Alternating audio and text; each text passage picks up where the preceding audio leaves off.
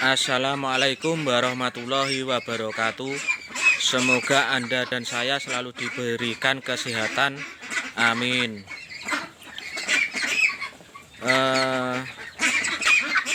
Untuk pakan bebek pedaging dan bebek petelur itu beda ya teman-teman. Baik komposisi maupun kandungan nutrisi yang diperlukan itu beda. Perbedaannya apa saja kita bahas. Kita ke bebek petelur dulu ya pemirsa.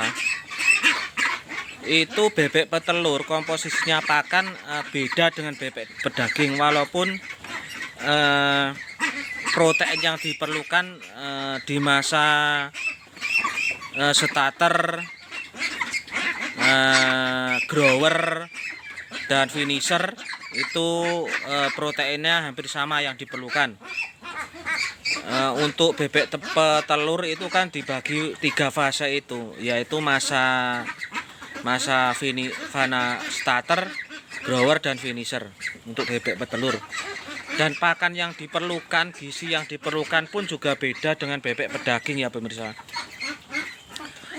Untuk bebek petelur itu kita harus memperhatikan antara kalsium,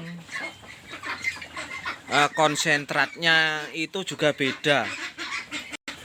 Jadi bebek petelur itu membutuhkan pakan yang tepat, yang rinci, yang spesifik, yang khusus. Tidak boleh berubah-ubah, ataupun boleh berubah tapi cuma harus bertahap. Nggak boleh misalkan hari ini kita pakai komposisi konsentrat 2 kilo, besok langsung dikurangi setengah kilo, itu nggak bisa. Harus misalkan 1 kilo malu dikurangi ya 9 on dulu, 8 on dulu, nggak bisa langsung jelek. Karena pakan bebek petelur itu harus tepat, baik komposisi kalsium ataupun untuk konsentratnya, energinya itu harus super tepat untuk bebek petelur. Karena kalsium kan juga untuk memperkuat cangkang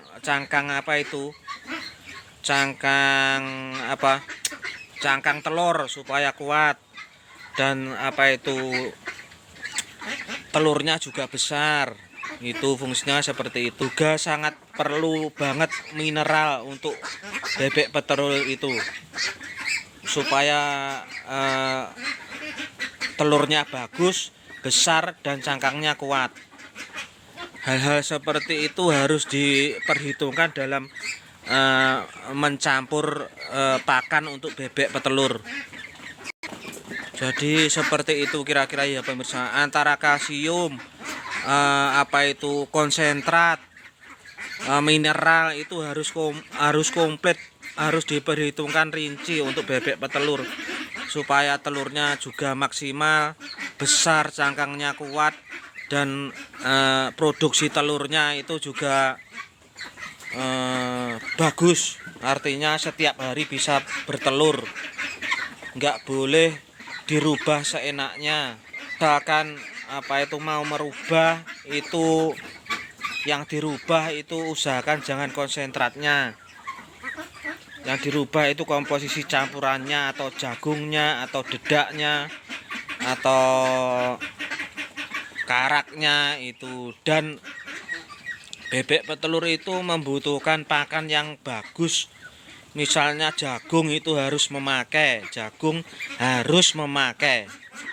Kalau ingin produksi telurnya bagus. Dan juga konsentrat pun nggak boleh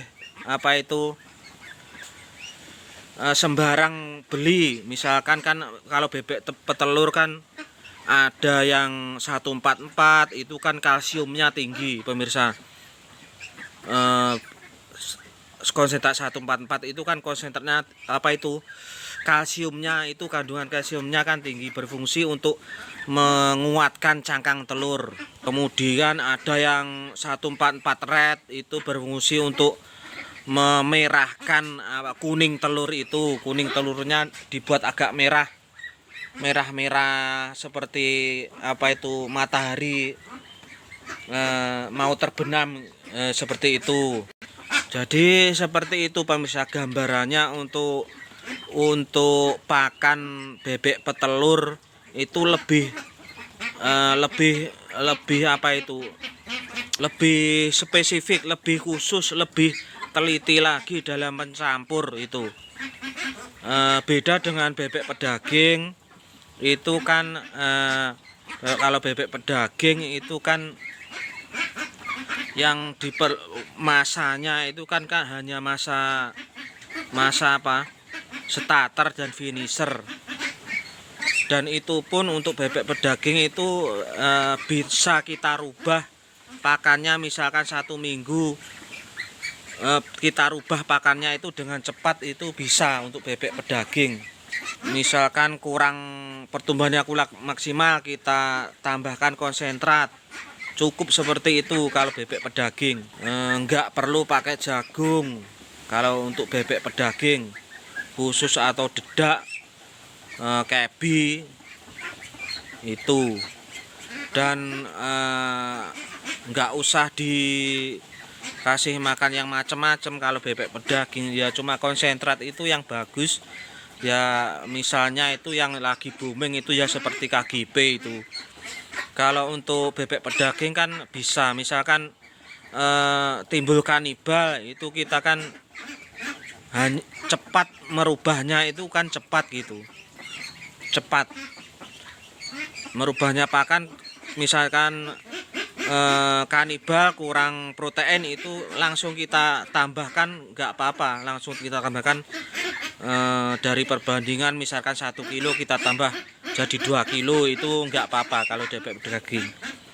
Nggak menimbulkan stres, nggak menimbulkan apa-apa. Beda kalau bebek petelur itu, kalau pakannya dirubah terlalu signifikan dari yang sebelumnya, itu biasanya akan bebek pun akan stres, gampang stres bebek petelur itu. Dan juga pertumbuhan telurnya itu nanti akan, produksi telurnya itu akan apa itu, berkurang begitu kalau dirubah terlalu ekstrim. Merubahnya pakan untuk bebek petelur itu kan ya harus pelan-pelan pokoknya.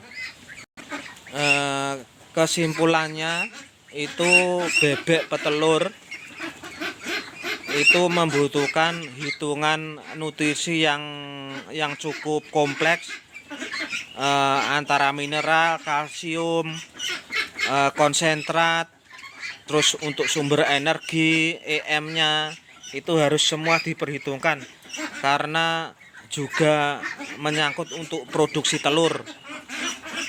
Telurnya nanti kalau nggak sesuai ya kecil, telurnya kecil dan cangkangnya nggak kuat gitu. Jadi harus terperinci. Kalau untuk bebek pedaging itu ya kita bisa merubah pakan itu dengan cepat, nggak harus sedetail yang pada bebek petelur gitu intinya. Jadi seperti itu kira-kira gambarannya, apa itu, dalam mencampur pakan untuk 2 jenis bebek ini. Seperti itu gambarannya. Jadi kita harus memperhatikan juga pakem-pakem yang ada. Demikian, semoga dapat bermanfaat. Wassalamualaikum warahmatullahi wabarakatuh.